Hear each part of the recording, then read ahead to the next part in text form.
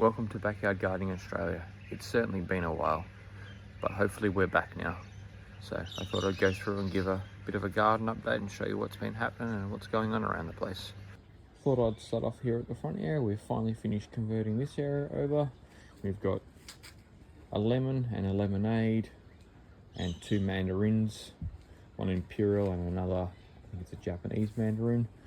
Converted this area into a barbecue area as well. Still got a little bit more to finish off here, but it's looking really nice. And then we've made some changes to our main garden here. We've installed a retaining wall all the way along, which just helps to contain the whole garden, and built it up in areas. Installed another little frog pond at the back there, just a heap of flowers. This is the donut peach, still hasn't burst into flower yet. Don't know if you can see up the back there, but the roses have started to flower. Again, we've continued the retaining wall all the way along. Calendula looking absolutely amazing, and just simplified this whole space. Doing this retaining wall has made it so much more maintainable. It shrunk the garden space a little bit more, and we're planting more perennials and annuals in it. Down here we've got a pepino, which is flowering, and then on and off up into the veggie patch. The lobelia and the lycium looking a little bit trampled on because we put fresh compost up in here, but this has all changed. We have got an overwintered eggplant there. Tamarillos are looking great. I want to hedge them up a bit more along there. We've converted this into vegetables and gotten rid of the feijoa tree which was here. Banana palms gone from there, and now we've got all our oranges planted in a row. This frog pond, I'm thinking about shifting it back a little bit just to give us a little bit more room because it's a bit too tight in here. Got this bed here, which we are going to plant strawberries in. Mulberry tree up the back there is also starting to put some nice growth on. This is the dwarf mulberry, and it's got plenty of little green mulberries on it. Along the back here, Cape gooseberry, Atherton raspberry, lots of flowers on it. We got to repot all these. I've got a couple of blue drums around the place. Lily pillies have taken just a prune back recently. Got another one to repot some more of these berries. Look at the self-seeded lily pillies in that drum. That berry's coming out, but we'll be using the pot. These here are heritage raspberries, lily pilly, more heritage raspberries, and another lily pilly, and a young berry, I believe, and a native peanut tree. This here is a apricot, I believe a trivet, and these are my plums which I planted last year, no, the year before I think it was, and this morning we have got our first set of flowers on the Okea plum. Quince tree starting to put on a little bit of growth. Apples are looking good. You can see little signs that we're about ready to get some growth. Pears are looking good as well. This timber here is about to be used. I'm going to be putting posts in along here so I can install fruit fly netting up the top here. These bricks here are to extend the pathway along here. The garden's doing okay. It's not as well as it's done in previous years in certain sections like the broccoli. This broccoli I bought as seedlings from Bunnings, and they just growing your own seeds and seedlings just produces way better plants. And these here are grown from my own seed, and we've still got cauliflowers coming along. These are my own seed. This here is cauliflower seedlings from Bunnings, and look at the difference in size.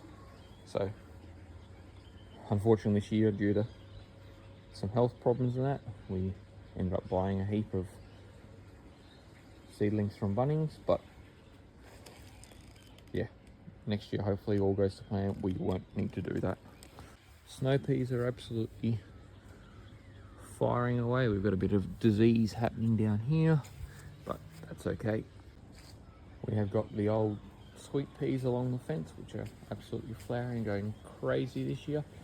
I didn't even plant one seed. These were all self-seeded. They look absolutely amazing.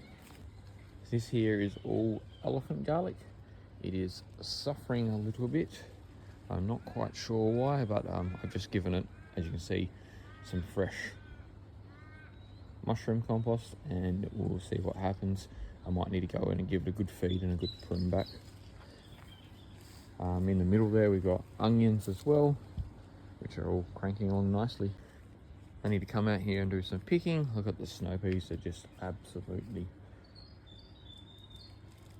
loaded with snow peas.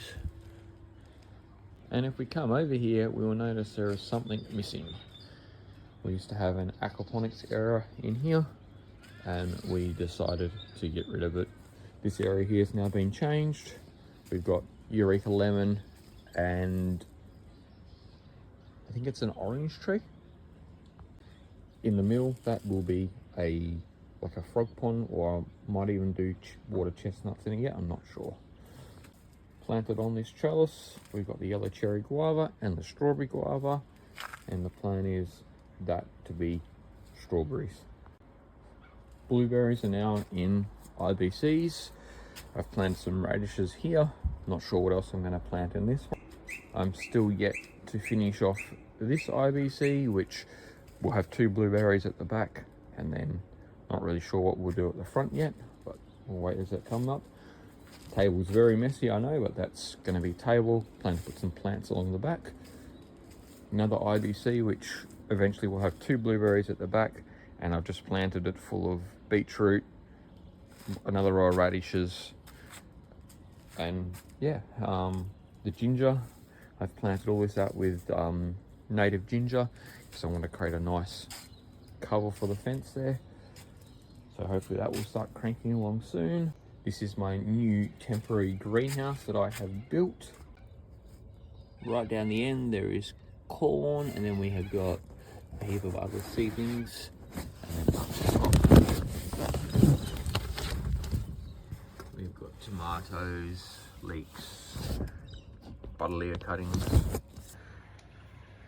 So as you'll notice, there's some differences being made around the place. The aquaponics is gone. A couple of reasons. I didn't realize how much time was being spent on maintaining and having the aquaponics, and then I actually got quite sick last year, and then have been struggling to get better since. Struggling to get on top of my health, and every time I got sick since then I've been getting quite sick. So I had a couple of problems with the aquaponics and had some fish deaths, and was struggling to fix it and find the time for it. So we just decided that it was time to get rid of it and go with something different and try different. So we converted some of the IOCs over to wicking beds and sold the rest. It's actually quite crazy. I didn't realize how much time and effort and how much stress that having the aquaponics had. It is so time consuming. If you want a hobby, that is fine, and I was sort of always taking that on, but with having our 2 kids and wanting to spend more time with them and more time out having fun, the aquaponics, getting rid of it was definitely a great decision. We can go away now on a holiday and we just do not have to worry about it. Also, in our time since I've been gone, since about last September, nearly a year, our little dog Sherlock, he has passed away as well. He got really sick again, and no one knew what was going on with him, so it was time to say goodbye. So now we are actually dogless, and we don't have the aquaponics anymore. We miss the little punk, but yeah, it's one less tile we have to worry about for now. In general, the garden's been cranking along really well.